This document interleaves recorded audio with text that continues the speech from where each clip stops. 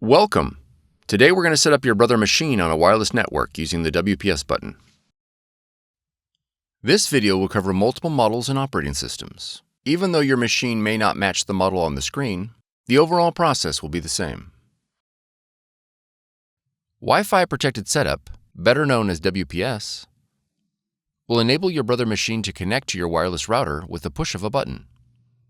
Before we begin, you'll need to verify that your wireless router has a WPS button. The router's WPS button may be located on the top of the router, on the front, or back. The location will depend on your router's make and model. If your router does not have a WPS button, you'll need to use an alternate method for wireless setup. Click the link on the screen to see other ways to connect. To begin, confirm your Brother machine is powered on. On your Brother machine, press the settings icon on the touchscreen. Then select the network option. Select WLAN from the options list. Select WPS. When prompted to enable WLAN, press Yes.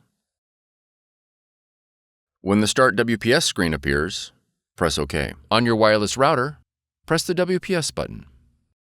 Your Brother machine and the wireless router will now begin the connection process. It may take a minute for the process to complete.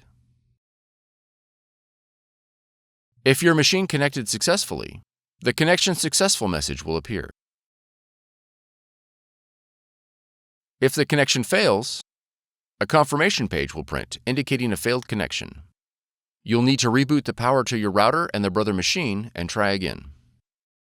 Go to setup.brother.com and download the installation software. Navigate to your installer file and double-click to begin installation. When the device installation window opens, choose your language and click Next. Review the license agreement and click Accept to continue. Then click Next. Now enter your model number and then click Next. Select Wireless Network and then click Next. Verify that your Brother machine is selected and click Next. Select Standard Installation and then click Next.